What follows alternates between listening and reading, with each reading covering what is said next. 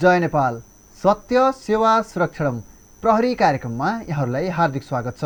दर्शकवृन्द, समाजमा घट्ने विभिन्न अपराधहरूको सूक्ष्म अनुसन्धान, दोषीलाई कारबाही र पीडितलाई न्याय प्रदान गर्दै अपराध रहित समाजको निर्माण गर्ने उद्देश्यले पाक्षिक रूपमा हामीले यो कार्यक्रम प्रस्तुत गर्दै आइरहेका छौँ। त दर्शकवृन्द, आजको कार्यक्रममा पनि हामीले गण्डकी प्रदेश अन्तर्गत भएका विभिन्न घटनाहरू सँगसँगै समाजमा शान्ति सुरक्षा तथा अमन चयन कायम गर्न प्रहरीले गरेका विभिन्न जनमुखी गतिविधिहरूको सामग्रीहरू प्रस्तुत गर्नेछौँ। कार्यक्रमको सुरुवात गरौँ अपराध सम्बन्धी समाचारहरूबाट।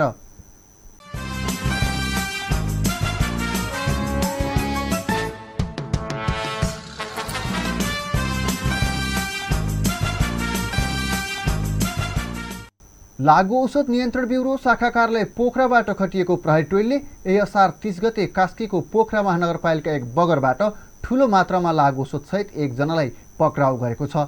पक्राउ पर्नेमा पोखरा महानगरपालिका एक बगर बस्ने वर्ष 49 को अर्जुन कुमार गुरुङ रहेका छन्। पोखराको बगर क्षेत्रमा लागु औषधको कारोबार भइरहेको भन्ने विशेष सूचनाका आधारमा लागु औषध नियन्त्रण ब्युरो शाखा कार्यालय पोखराबाट खटिएको प्रहरी टोलीले निज गुरुङलाई शङ्कास्पद अवस्थामा फेला पारी व्यक्ति र घर समेतको तलासी लिँदा निजको घर कोठाबाट सुटकेसभित्र लुकाई छिपाई राखेको अवस्थामा लागु औषध डाइजापाम 670 एम्पुल, फेनार्गन 670 एम्पुल, नुर्फिन 674 एम्पुल गरी जम्मा 2014 एम्पुल, नगद रु 5,21,200 र मोबाइल एक थान समेत फेला पारी बरामद गरेको हो। यसै क्रममा जिल्ला प्रहरी कार्यालय कास्कीको प्रहरीले पनि विभिन्न मिति र समयमा ठूलो परिमाणमा लागु औषधसहित मानिसहरू पक्राउ गरेको छ। यही असार 28 गते पृथ्वी चोक स्थित एक होटलमा लागु औषधको कारोबार भइरहेको भन्ने विशेष सूचनाको आधारमा खटिएको प्रहरी टोलीले जिल्ला दाङ घोराई उपमहानगरपालिका 19 बस्ने वर्ष 20 को शान्त बहादुर सार्की र वर्ष 23 को खिमबहादुर सुनारलाई डाइजापाम 112 एम्पुल, फेनार्गन 112 एम्पुल र नुर्फिन 111 एम्पुल गरी जम्मा 335 एम्पुल लागु औषधसहित पक्राउ गरेको हो। त्यस्तै जिल्ला प्रहरी कार्यालय तनहुको प्रहरी टोलीले पनि यही साउन 5 गते तनहुको ब्यास नगरपालिका 2 भोर्लेटार चोक स्थित पृथ्वी राजमार्गमा बस चेक जाँच गर्ने क्रममा जिल्ला पर्वत कुस्मा नगरपालिका 5 बस्ने वर्ष 26 को बिकु मगर र वर्ष 25 को उमेश छेत्रीको साथबाट फेनार्गन 46 एम्पुल, डाइजापाम 46 एम्पुल र नुर्फिन 46 एम्पुल गरी जम्मा 138 एम्पुल लागु औषधसहित निजहरूलाई पक्राउ गरेको छ। साथै जिल्ला प्रहरी कार्यालय बागलुङको प्रहरी टोलीले पनि बागलुङ नगरपालिका 3 चिप्लेटी बस पार्क स्थित सवारी साधनहरूको चेकजाँच गर्ने क्रममा मोटरसाइकलमा सवार बागलुङ नगरपालिका 4 बस्ने वर्ष 22 को रोहन पुन र वर्ष 21 को प्रताप छेत्रीको साथबाट लागु औषध ट्रामाडोल 250 पिस फेला पारी निजहरूलाई नियन्त्रणमा लिएको छ। पक्राउ परेका सबैजना उप प्रहरीले लागु औषध कसुरमा मुद्दा दर्ता गरी घटनाको विषयमा थप अनुसन्धान पनि गरिरहेको छ। जिल्ला प्रहरी कार्यालय बागलुङको प्रहरी टोलीले यही श्रावण 3 गते भ्रूण हत्याको अभियोगमा 2 जनालाई पक्राउ गरेको छ। पक्राउ पर्नेमा जिल्ला बागलुङ जैमनी नगरपालिका 10 सिप्रिङ बस्ने वर्ष 26 की सम्झना नेपाली र वर्ष 31 को लालबहादुर सार्की रहेका छन्। यही श्रावण 2 गते जैमनी नगरपालिका 10 सिप्रिङ स्थित सम्झना नेपालीको बारीमा अन्दाजी 4 महिनाको पुरुष जातिको भ्रूण मृत अवस्थामा रहेको भन्ने सूचना प्राप्त हुन साथ उक्त स्थानमा प्रहरी टोली खटिगई अनुसन्धान कार्य सुरु गरेको थियो। घटनाको विषयमा शङ्का लागि प्रहरीले सम्झना नेपालीलाई नियन्त्रणमा लिई सोधपुछ गर्दा सोही स्थान बस्ने वर्ष 31 को लालबहादुर सार्कीसँग अनैतिक शारीरिक सम्बन्ध कायम गरी अवैध गर्भधारण गरेकी र निज लालबहादुर सार्कीले नै गर्भपतन गराउने औषधि खुवाई गर्भपतन गराएको प्रहरी अनुसन्धानमा खुल्न आएको छ। पक्राउ परेका निजहरू उप गर्भ संरक्षण विरुद्धको कसुरमा मुद्दा दर्ता गराई थप अनुसन्धान पनि भइरहेको छ। दर्शकवृन्द, अब भने हाम्रा गतिविधिहरूको पालो।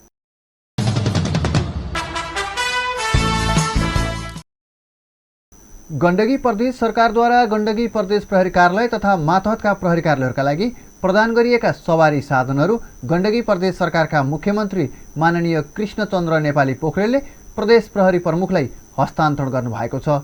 एक रिपोर्ट।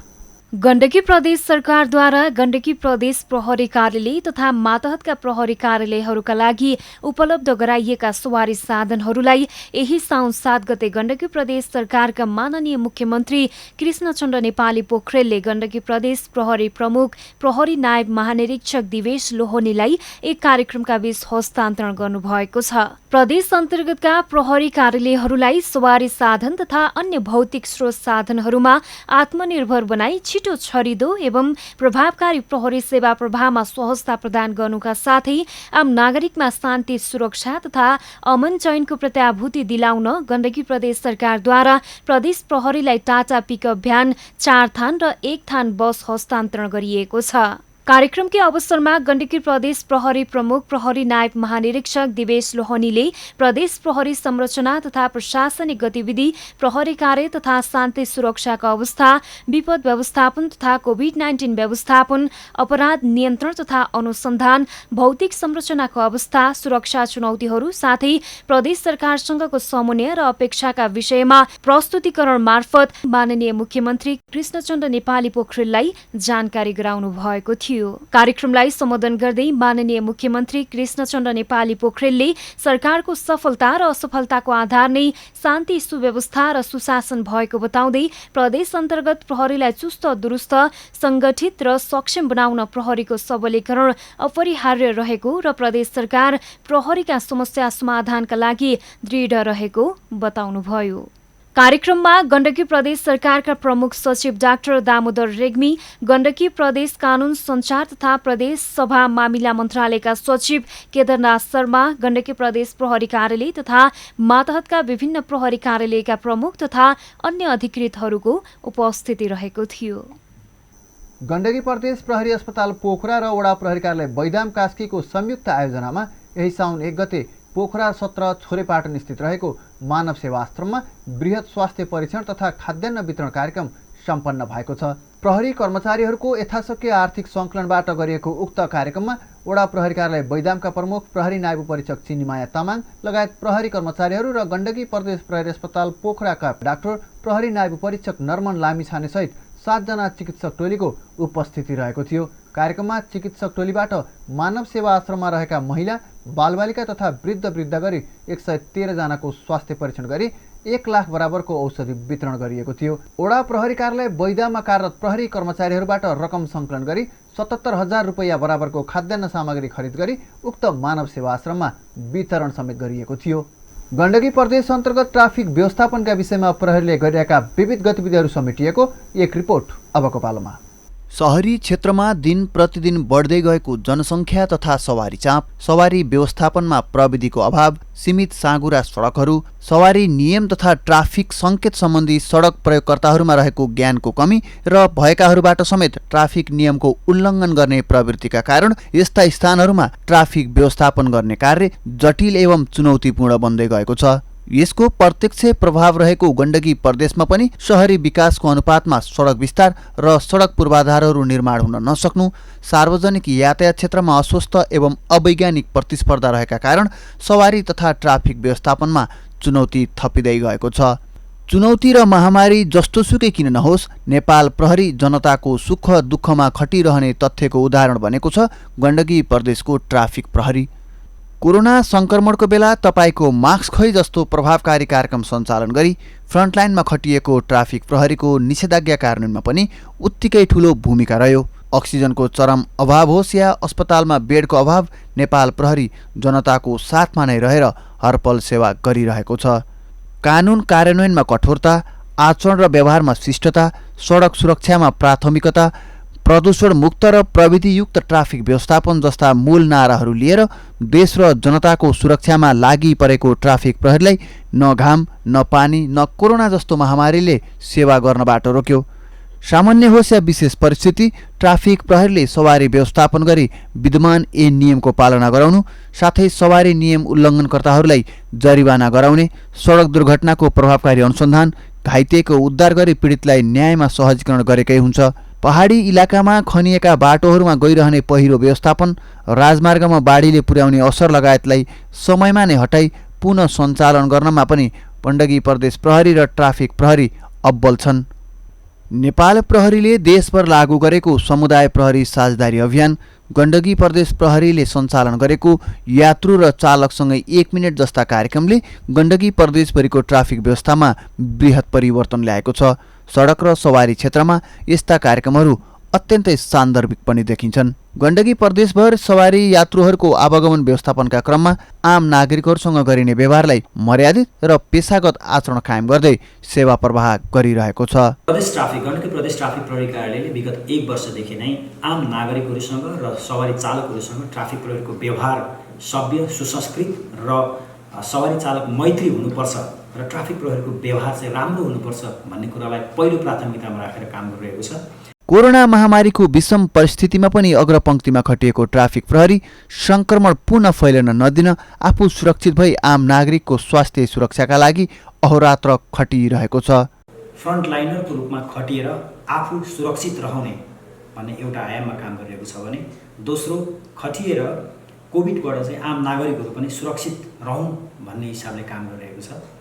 आफू सुरक्षित रहनको लागि तोकिएको मापदण्ड अनुसारका सेफ्टी मेजर्सहरू ट्राफिक प्रहरीले लगाएर फिल्डमा खटिएको छ। चालकहरूसँग चाहिँ 1 मिनट कार्यक्रम सञ्चालन गरेर हरेक चालकहरूलाई कोभिडबाट बच्नको लागि निर्धारित मापदण्डहरू पालना गरियोस् भन्ने हिसाबले हामीले प्रोएक्टिभ पुलिसिङ मार्फत कामहरू गरिरहेको छौँ। यसरी कोभिड सङ्क्रमणबाट बच्नको लागि ट्राफिक प्रहरीले प्रोएक्टिभ र रिएक्टिभ दुईटै मेजर्सहरू अपनाएर काम गरिरहेको अवस्था छ। गण्डकी प्रदेशको राजधानी समेत रहेको कास्कीको पोखरा प्रदेशकै उच्च सवारी चाप हुने स्थान हो। यहाँको ट्राफिक व्यवस्थापन निर्माणाधीन अवस्थाका सडक र प्रविधियुक्त उपकरण तथा स्रोत साधनको अभावले चुनौतीपूर्ण रहेको छ।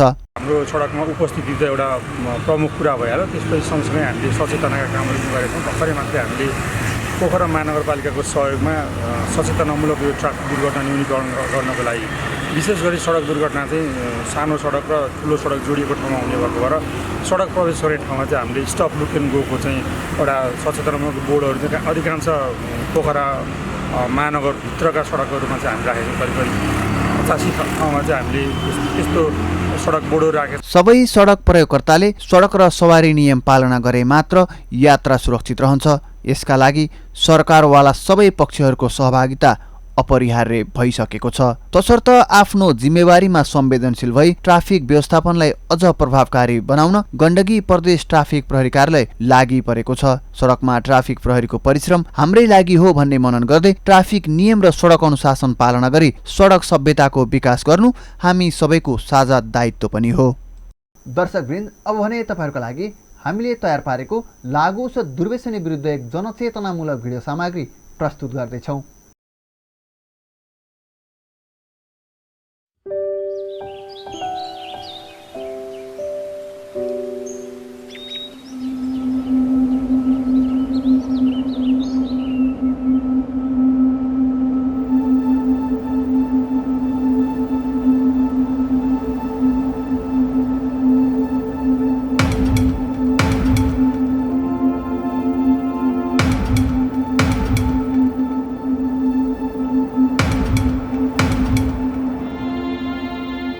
यिनीहरू दिउँसै लट्ठेर बसेछन् त।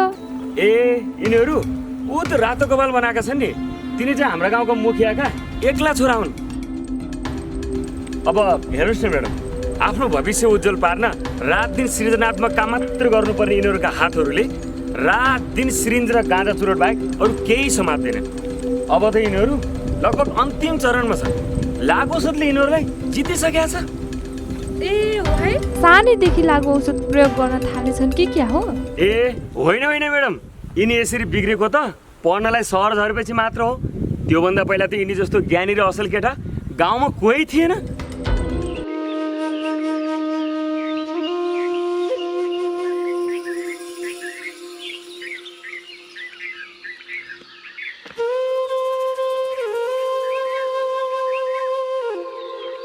छोरा भन त। बाबा, मेरो रिजल्ट आयो नि, अनि म चाहिँ स्कुलमै सबैभन्दा धेरै नम्बर ल्याएर A+ ग्रेडमा पास भएँ नि। हो र छोरा, ल बधाई छ। तिमीले त हाम्रो ठुलो इज्जत राख्यौ त। ए सबिता, सुन त। होइन, के भयो? के कानै वादै चिचाउनु भएको छ त? हाम्रो छोरा स्कुलमा सबैभन्दा बढी नम्बर ल्याएर पास भएछ नि। ए हो र? आज त मेरो खुसीको सीमै रहेन।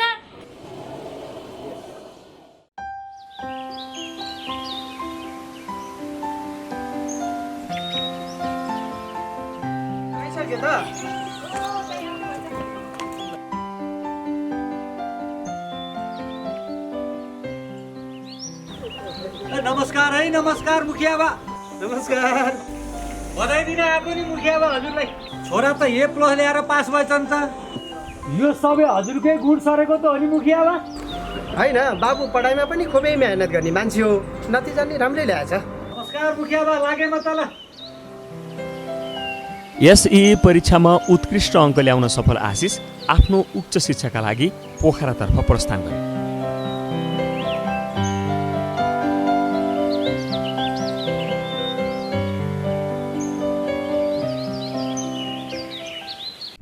सहरको नाम चलेको क्याम्पसमा भर्ना गरी पढाइ सुरु गरेपछि सुरुको 2-4 महिना भने आशिषले खुबै मेहनत गरेर पढेकै हुन्। त्यसपछि साथी सङ्गीको सङ्गत नहो बिस्तारै उनलाई पनि सहरिया हावापानीले छुन थालिहाल्यो।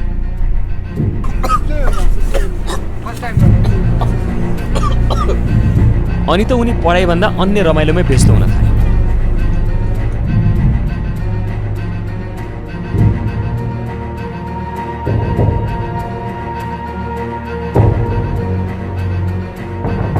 त्यही रमझममा उनी साथीहरूको लैलेमा लागेर बिस्तारै लागोसो समेत प्रयोग गर्न थाले।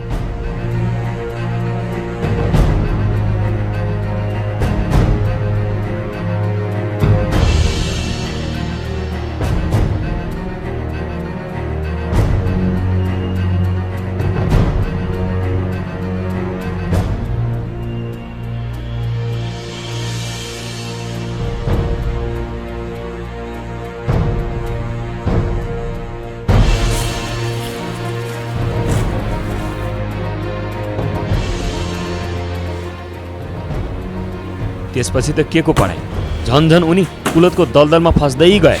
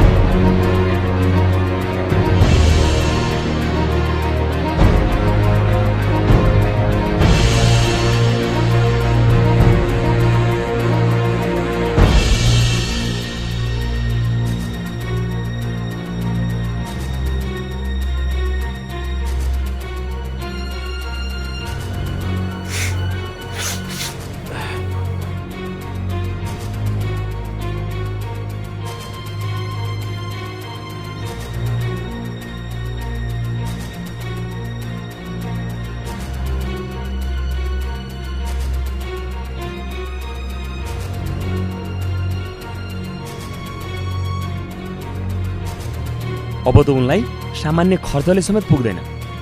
विभिन्न बहानामा घरबाट अनावश्यक रूपमा पैसा माग्न थाले। मलाई एउटा ल्यापटप चाहिएको थियो होइन, भोलि अथवा पर्सिसम्म 50,000 चाहिँ पढाइदिनु है। हुन्छ बाबु, धेरै खर्च नगर्नु नि फेरि। होइन, के भन्यो बाबुले? ल्यापटप चाहियो अरे, पैसा मगाएको छ, भोलि पठाइदिनु पर्ला।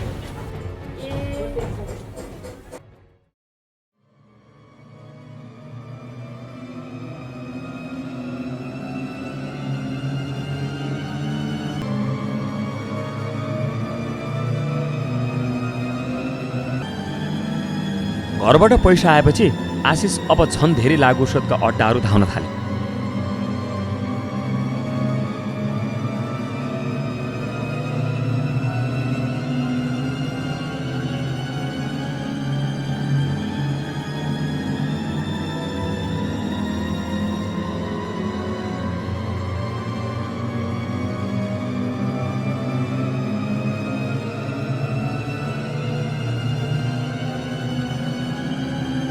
अब आशिषलाई कहाँ सानो डोजले पुग्छ र उनलाई ठुलो डोजको खाँचो पर्न थाल्यो र छिनछिनमा नभई भएन।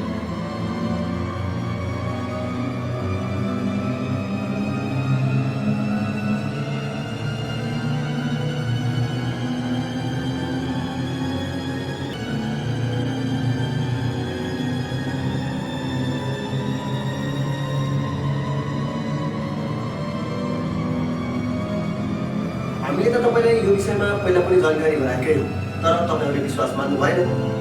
पहिला त्यति राम्रो केटा अब आएर यसरी बिग्रेला भन्ने त हामीले सपनामा पनि सोचेका थिएनौँ सर। अब यस विषयमा क्याम्पस प्रशासन केही गर्न सक्ने अवस्थामा छैन। आखिर जे नसोचेको थियो त्यही भएर आयो। पछिल्लो समय उसको कारणले गर्दा विद्यालयमाथि नै प्रश्न चिन्ह खडा भइरहेको छ। अब उसलाई कलेजबाट रेस्ट्रिकेट गर्नु बाहेक हामीसँग कुनै विकल्प छैन। कृपया तपाईँहरू अहिले जान सक्नुहुन्छ। आशिष पढ्न भनी सहर झरेपछि लागुसोधको ठुलो प्रयोगकर्ता भएर कलेजबाट निकालिएको कुरा अन्तत गाउँभरि फैलिहाल्यो। त्यसपछि त गाउँले नै हुन् नाना थरी कुरा गर्न थाले। अब त मुखिया बाह्रआमालाई मुख देखाउन समेत गाह्रो भइसक्यो। होइन मुखिया बा, के खबर सुन्छु मैले यस्तो? पढ्न सहर गएको छोरो त उपद्रव गरेर फर्क्यो अरे नि त। अब मुखिया बाको गाउँमा केही नागरिक होइन। हुँदा हुँदा सारा गाउँकै बेइज्जत भइसक्यो। के नै सहर गएर पढ्छु भन्थ्यो ट्विक्क।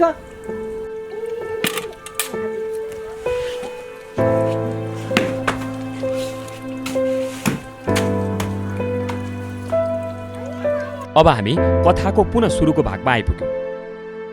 आशिषको कुलतको कथा सुनेपछि स्वयंसेविका मेडमले तत्कालै प्रहरीलाई खबर गर्न लगाइहाले। होइन, यति हुँदासम्म पनि प्रहरीलाई जानकारी गराएका छैनन्। होइन, अब यहाँ कसलाई नै कसको मतलब छ र?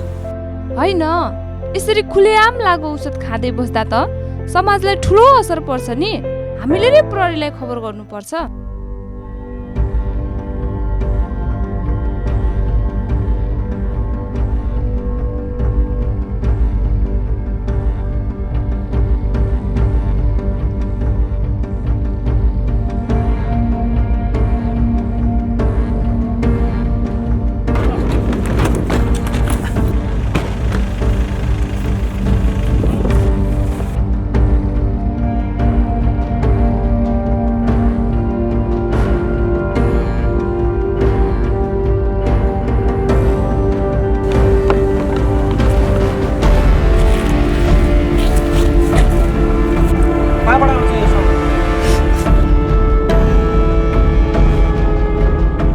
प्रहरीले आशिषसँगको सोधपुछ पश्चात लागुसोध कारोबार गर्दै आएका लामादाई भनेर चिनिने दावा लामासहित थप एकजनालाई उसको अड्डाबाटै पक्राउ गर्छ।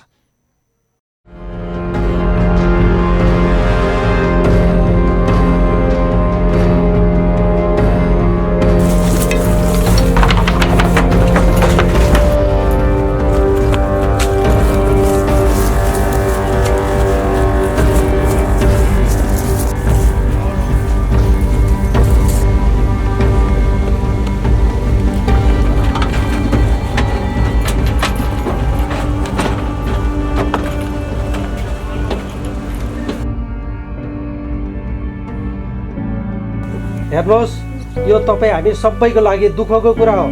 आशिष लागु औषधको दलदलमा फसिसकेको रहेछ। यस्तो कुरा कति दिन लुकाएर राख्नुहुन्छ? यस्तो कुरा लुकाएर राखेर साध्य चल्छ र? अब हामी के गरौँ सर? बुढेसकालको सहारा भनेकै यही थियो। अब आफै भन्नु सर, हामी के गरौँ? प्रहरीका सामुन्ने टिठलाग्दो अनुहार नदेखाए हुन्छ मुखिया बा। हेर्नुहोस् सर, यिनीहरूका कारणले हाम्रा पनि छोरछोरीहरू कुलतमा फस्छन् भन्ने डर भइसक्यो। त्यसैले सर, यस्ता अपराधीहरूलाई त जिन्दगीभर थुनेर कडा सजाय दिनुपर्छ। हो, उहाँले भने जस्तै यस्ता गतिविधिले तपाईँ हाम्रा बच्चाहरू कुलतमा फसेर बिग्रिने डर हुन्छ। तर त्यसको समाधान भने उनीहरूलाई कडा सजाय दिनु र थुन्नु मात्रै होइन। किनभने लागु औषध ओसार पसार र बिक्री वितरण गर्नेलाई प्रहरीले कडाभन्दा कडा सजाय गरेकै छ, गर्छ पनि। आशिष जस्तो लागु औषध प्रयोगकर्ता भने समाजको रोगी मात्रै हो। उसलाई यो रोगबाट मुक्त गर्न उपचारका साथसाथै तपाईँ हामी सबैको माया र हौसला पनि उत्ति नै जरुरी छ। बरु हजुरहरूले ढिलो नगरिकन कुनै सुधार केन्द्रमा लगेर छिट्टै भर्ना गरिदिए राम्रो हुन्छ। भोलि कार्यालयतिरै आउनु होला, उतै बसेर सल्लाह गरौँ।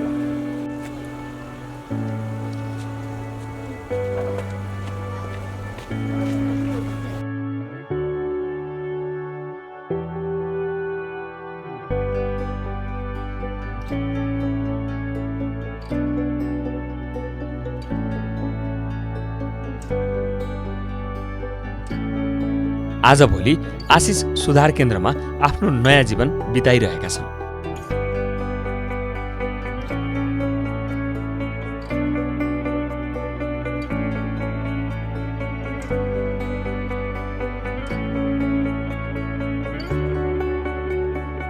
आशिष सुधार केन्द्रमा बस्न थालेपछि उनमा धेरै परिवर्तनहरू आउन थाले।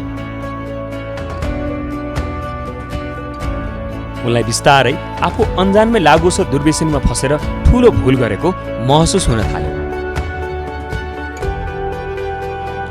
सुधार केन्द्रमा उनलाई आफूले पुनः जीवन पाएको महसुस हुन थाल्यो।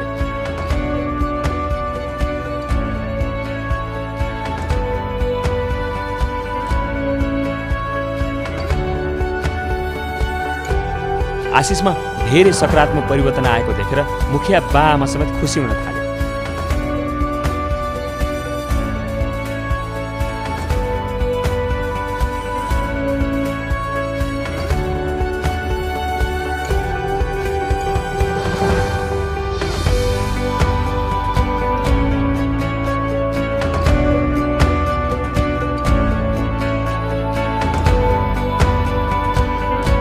त्यसपछि आशिषले आफ्नो जीवन परिवर्तनका निम्ति धेरै सङ्घर्ष समेत गरे।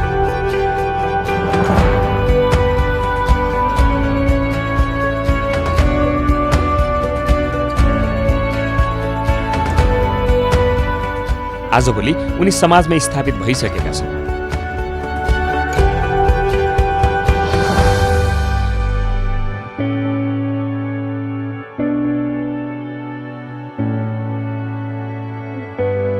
त्यसरी कुलतमा फसेका आशिष अन्ततः सबैको माया र हौसलाले आज त्यस्तै कुलतमा फसेकाहरूलाई जीवनको नयाँ बाटो देखाउने अभियानमा सक्रिय रूपमा लागेका छन्।